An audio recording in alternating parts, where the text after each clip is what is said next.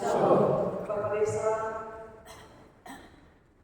ya, Bapak Ketua BPD, Ibu Camat Kupang Tengah, Bapak Ibu Aparat, dan juga tokoh-tokoh di Desa Mata Air, juga Bapak Ibu Presbiter, Jemaat GC Malitabus Timur, semua yang terkasih dalam Kristus. Salam. Hari ini hari ke-12, dan itu berarti belum terlalu jauh kita berjalan di tahun 2026. Di kami di GC Malitabus Timur, perjalanan di hari ke-11, duka pertama terjadi di keluarga Louis. Dan perjalanan sampai di hari yang ke-12, saat masih belum terlalu jauh dari tahun 2025, saya akan bertanya kepada Bapak Ibu sekalian, bagaimana kisah 2020 ini? Apa yang sudah tercatat di sana? Di tahun itu, bagaimana pengalaman hidup di tahun itu? Apa yang Tuhan tulis bagimu di tahun itu? Apa yang Tuhan sediakan bagimu di tahun itu? Di tahun 2020. Apa yang terjadi saat itu? Kegagalan apa yang saudara jumpai? Kesesakan apa yang saudara alami di tahun itu? Di 2020. Kita baru 12 hari di tahun 2026. Tapi kalau kita mengingat kembali perjalanan 1 tahun di belakang, kita bisa bilang bahwa 2025 menyimpan cerita yang bukan saja ringan, tapi juga ada cerita berat. 2025 bukan hanya menyimpan cerita soal bagaimana orang-orang saudara berkumpul dan bergembira, tapi juga menyimpan cerita bagaimana orang-orang bersaudara berkumpul, tapi untuk menghibur dalam hidup. Banyak cerita yang terlukis di 2025. Dan kalau saya persilakan Bapak Ibu untuk bercerita, saya yakin cerita itu banyak. Sebab 2025 bagaimanapun sudah berlalu dia, tapi kenangan tentang dia terbawa sampai di hari ini. Karena kita sedang merayakan syukur Natal 2025, maka saya menyinggung perjalanan saudara di tahun 2020 ini. Bagaimana kehidupan di tahun itu? Atau sesuai dengan tema corona, Allah hadir untuk menyelamatkan keluarga. Bagaimana keluarga di tahun kemarin? Bagaimana suamimu di tahun yang kemarin? Bagaimana istrimu atau anak? Ada yang berkurang dari tengah-tengah kebersamaan, atau mungkin juga ada yang bertambah di tengah-tengah kebersamaan. Bagaimana dengan keluarga? Atau dalam konteks perayaan sore ini, bagaimana dengan persekutuan keluarga besar Desa Mata Air? Saya menulis satu penggalan puisi dari saudara Ito, bahwa bangunan itu belum kosong. Bangunan itu masih berisi para janda yang susah dan menangis. Masih berisi anak-anak yatim piatu yang terus mencari berkat Tuhan tanpa pergi bersekolah. Bangunan itu masih belum kosong, masih terisi oleh berbagai cerita yang belum terdengar dan belum tersentuh. Apakah nanti dia kosong di tahun 2026? Kita tidak tahu. Tapi yang kita tahu bahwa saat kita memanggil Allah untuk hadir di tengah-tengah kita, kita meyakini bahwa Dia datang untuk menyelamatkan dan bukan untuk menghancurkan. Saudara, pertanyaan yang kedua, siapa itu keluarga? Kalau kita menyebut keluarga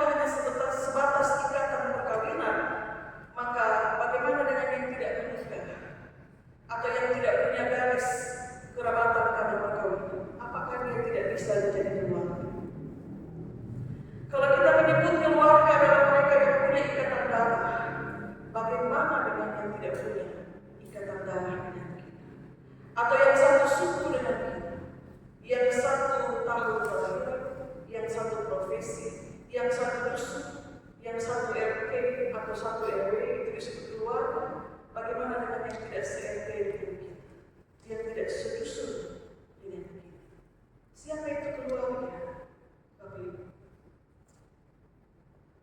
siapa itu keluarga? Sehingga hari ini saudara-saudara duduk bersama dan mensyukuri kemurahan Tuhan dalam perayaan Natal dan syukur tahun baru. Coba lihat ke samping kiri kanan. Itu keluarga. Itu sudah keluarga. Saya tanya Bapak Desa, siapa yang hadir? Ini semua aparat dan juga tokoh. Dan saya menyebutnya kemudian bahwa keberadaan Bapak Ibu ini sebenarnya representasi dari keluarga desa Mata Air.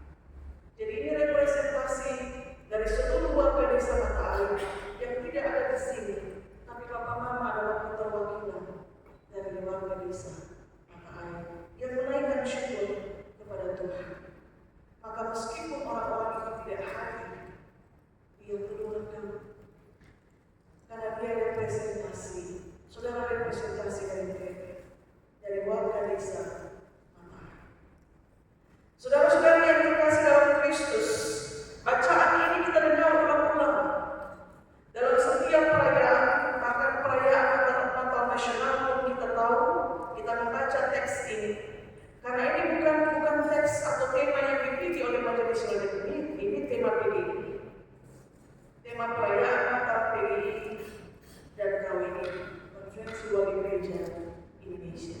Dan kita renungkan kembali sore ini. Saudara memilih tema itu dan saya mengambil bacaan yang sama supaya kita bisa menemukan makna kenapa Allah harus menyelamatkan keluarga. Saya punya gambar, saudara. Ada satu gambar yang saya menampilkan dan Bapak Mama saya harap bisa menemukan makna dari gambar itu. Kita bersama. Ya. Bapak Mama lihat gambar ini. Ini satu gambar yang sederhana saja. Ada satu tangkai bunga yang melambangkan 2025 dan ada satu buket, satu ikatan dari beberapa kuntum, beberapa tangkai yang melambangkan 2026. Kenapa saya memulai khotbah tadi dengan menanyakan bagaimana keadaanmu atau bagaimana kisahmu di tahun 2025? Karena gambar ini juga hendak menampilkan apa jawaban saudara. Kalau di tahun 2025 nampaknya cuma satu tangkai, maka mari bermimpi dan mari berharap sebagai keluarga besar desa Mata Air bahwa di tahun ini, di tahun 2026 ini bukan lagi satu tangkai, tapi sejumlah tangkai terikat menjadi satu dan dia menjadi buket bunga yang indah. Kalau tadi bilang bangunan itu belum kosong, semua di tahun 2026 bertambah tangkai bunga dalam ikatan, supaya kerja keras itu menjadi kerja keras bersama untuk desa Mata Air. Saudara-saudara yang terkasih dalam Kristus, bercermin dari bacaan kita sore ini, ketika Yusuf dengan diam-diam ingin menceraikan Maria, karena ternyata dia mengandung sebelum mereka menikah atau hidup sebagai suami istri. Saya temukan beberapa pelajaran untuk kita. Ada saat di mana saudara melakukan semua keinginan, berupaya untuk mewujudkan apa yang kau inginkan itu, sedemikian untuk kemudian menjadi sesuatu yang nyata.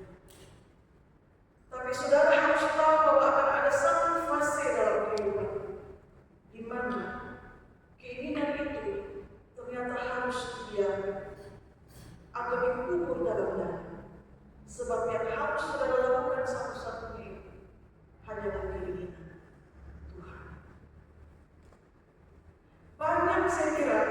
saudara punya keinginan dan keinginan. Seperti tadi gambaran bangunan, ada banyak hal dalam bangunan itu. Tapi akan ada datang fase di mana bukan keinginan yang harus kamu wujudkan. Kau harus berhenti untuk mewujudkan keinginan itu, sebab yang harus kau lakukan itu adalah keinginan Tuhan. Yusuf dia pulang ke mama. Dia mau menceraikan Maria. Itu keinginan. Tapi dia kemudian dibawa masuk dalam satu fase di mana bukan keinginanmu yang terjadi. Seperti kita berdoa Bapa kami, bukan kehendak kami, tapi biar kehendakmu yang jadi. Dia harus berhenti, atau kasarnya kita bilang dia harus dibuat berhenti untuk mewujudkan keinginannya, karena keinginan Tuhan yang harus terjadi. Maka sebelum tiba saat di mana dia menyampaikan keinginan itu kepada Maria, malaikat Tuhan datang kepadanya dalam mimpi. Allah bergerak selangkah lebih cepat untuk membatalkan keinginan itu, sebab yang terjadi adalah engkau tidak boleh menceraikan Maria. Ada sesuatu yang besar yang sudah Allah rencanakan, yang harus kau lakukan, dan itu bukan rencana. Dan bagaimana belajar apa? Di tahun kemarin ada rencana yang dihentikan, yang seperti dihentikan, bahwa bukan itu yang harus terwujud.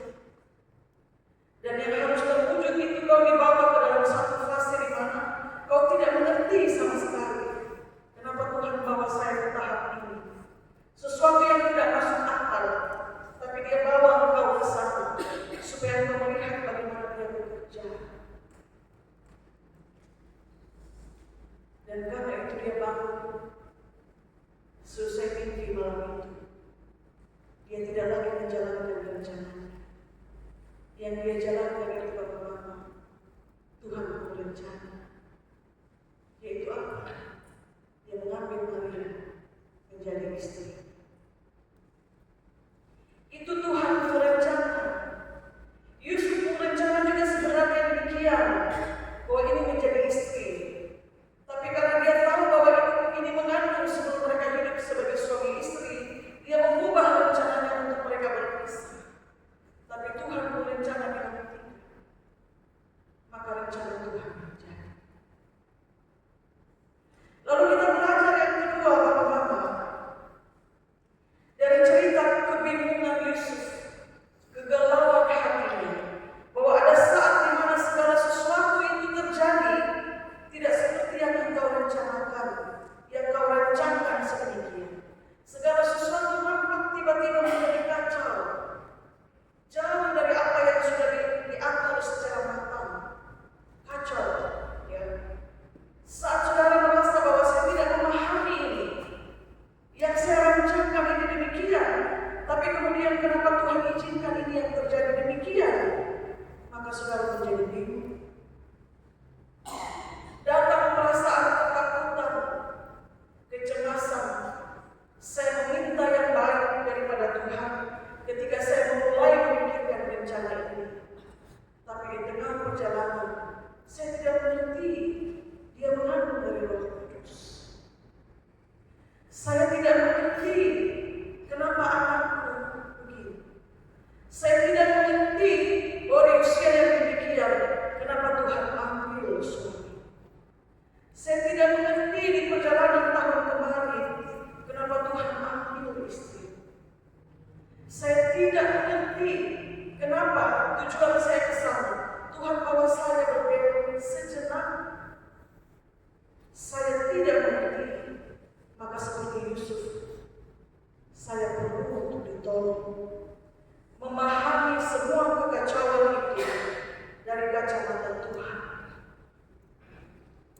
Mengapa semua rencana berbalik 180 derajat?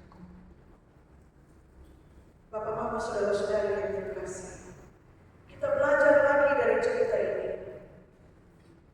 Ada saat di mana seperti rencana Allah itu, dia datang seolah-olah hendak mencobanya. Dia mencobanya dengan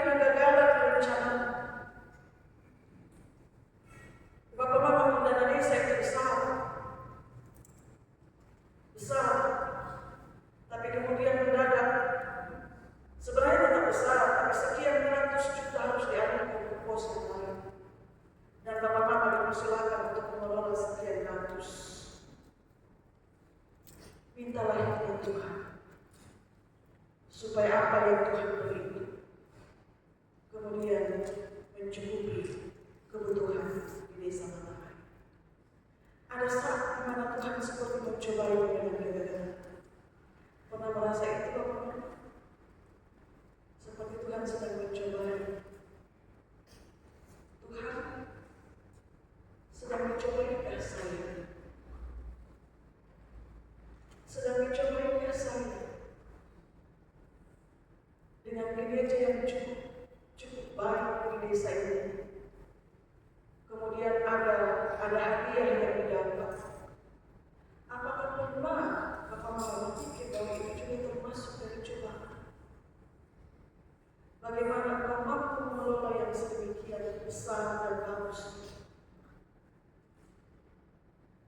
Pernah Bapak Mama merasa bahwa segala sesuatu yang Bapak Mama alami seperti Tuhan sedang mencobai? Cobaan apa ini Tuhan? Kau ambil semua. Cobaan apa ini Tuhan? Cobaan apa ini? Berkat datang ini seperti tidak berhenti. Dicobai Bapak-Bapak. Allah memberimu sesuatu yang bagimu itu tidak masuk akal. Yang mungkin tidak bisa kau terima juga. Saya tidak bisa menerima ini Tuhan. Pada awalnya seperti ada perasaan menolak. Kenapa ini yang terjadi? Dan bukankah Yusuf juga mengalami demikian? Ada rasa penolakan ketika dia tahu bahwa tunangannya mengandung, dan karena itu dia berniat untuk mencerai. Tapi sekali lagi akan ada fase di mana rencana Tuhan itu yang harus terjadi dan bukan rencana. Maka mari kita lihat apa yang kemudian menjadi besar bagi Bapak Ibu sekalian. Di tengah kebingungan akan segala sesuatu yang mungkin sudah merasa itu sebagai pencobaan, mari tarik diri sedikit mundur ke belakang supaya masuk dalam ketenangan. Dan dalam ketenangan itu coba Tuhan pasti sedang berbicara. Bapak Mama harus percaya bahwa Tuhan Allah yang kita sembah dalam Yesus Kristus itu adalah Tuhan Allah yang tidak berdiam, tapi yang berbicara. Bahkan dengan bahasa dan suara yang paling lembut sekalipun. Maka kalau dia berbicara dalam bahasa yang sangat lembut dan harus sudah lakukan, tarik diri masuk dalam ketenangan. Dan kemudian coba dengarkan Tuhan berbicara. Mengapa dia mengizinkan mengalami itu? Mengapa dia mengizinkan untuk dicoba? Berdiam di kaki Tuhan. Yang kedua, Bapak Ibu, lakukan perintah Tuhan. Perintah Tuhan itu yang bagaimana, Bapak-Bapak? Kalau dalam konteks Yesus, dia tidak boleh menceraikan Maria. Yang diperintahkan adalah ambil dia jadi istri, dan itu yang dia buat. Dalam konteks keluarga kita, perintah Tuhan pasti juga diperlukan. Dalam konteks keluarga besar desa Matahari juga terdengar perintah Tuhan yang demikian, atau di kecamatan Kemangkan. Perintah Tuhan juga diperdengar. Dan ingat catatan pentingnya, perintah itu tidak bisa ditawar. Tidak bisa ditawar. Dia kasih perintah A dan kau bisa menawar Tuhan bagaimana kau B. Tidak. Anda diberi perintah untuk itu karena ada satu maksud besar yang mau dicapai di depan. Tidak bisa Anda melepas perintah itu. Lalu yang ketiga, memberi diri untuk menjalankan rencana Tuhan. Saya berefleksi begini, Bapak Mama. Bapak Eliel Boporo jadi kepala desa. Apakah itu bukan menjadi bagian dari rencana Tuhan? Ada rencana Tuhan di situ. Mama dipilih jadi kepala dusun. Berapa ya? Mama Uli, dusun 2. Om Riki, dusun dusun 1, dusun 4, dan seterusnya. Saudara dipilih untuk jabatan itu ada maksud Tuhan itu. Jadi RT juga ada maksud Tuhan di situ. RW juga ada maksud Tuhan di situ. Jadi kader juga ada maksud Tuhan di situ. Tidak ada satu tanggung jawab yang diberi tanpa dibarengi dengan maksud Tuhan yang mau dicapai lewat tanggung jawab itu. Jadi maksud Tuhan untuk desa Mata Air, Dia pilih dia untuk itu ada maksud. Bagi ini desa, itu ada maksud. Dan tidak mungkin Bapak Elian Kupolo dia bergerak sendiri. Kalau Tuhan sudah pilih dia perlengkapi. Itu saya selalu bilang, dia perlengkapi. Kita lihat dia usia muda, tapi Tuhan memilih dia untuk tanggung jawab ini. Dan ingat Bapak Mama, seorang yang dipilih itu diperlengkapi. Dipilih jadi RT RW itu juga diperlengkapi. Tujuannya untuk bangun ini desa, untuk pengembangan desa ini. Jadi memberi diri untuk menjalankan perintah Tuhan. Itu seperti Yusuf, yang begitu dia buka mata bangun dari tidur, dia ambil Maria jadi istri. Tidak ada tawaran. Dan yang terakhir, sayangi keluarga, sayangi istri, suami, sayangi anak-anak. Karena pengalaman perjalanan di tahun-tahun sebelum, kita lihat bersama bahwa tidak ada ketegangan. Kalau tiba waktu Tuhan, Dia ambil satu persatu dari tengah-tengah kebersamaan keluarga. Maka selama masih ada waktu, sayangi mereka, istri, suami, anak-anak. Karena ada yang pergi dengan mengalami sakit yang berkepanjangan, tapi ada yang tidak. Ada yang kita masih duduk tertawa bersama, tapi kemudian berpulang. Bapak-bapak, saudara-saudara yang terkasih dalam Kristus, tahun 2026, semoga desa Mata Air menjadi gambaran satu bukit bunga, dan bukan hanya satu kamar, tapi satu bukit bunga dengan segala sumber daya yang ada, semua dimanfaatkan bagi pengembangan desa dan juga bagi hormat dan kemuliaan nama Tuhan. Selamat berefleksi Bapak Mama, dan selamat berjalan selanjutnya di hari ke-12 dalam pertolongan Tuhan sampai di hari ke-365. Ada amin Bapak Mama? Amin.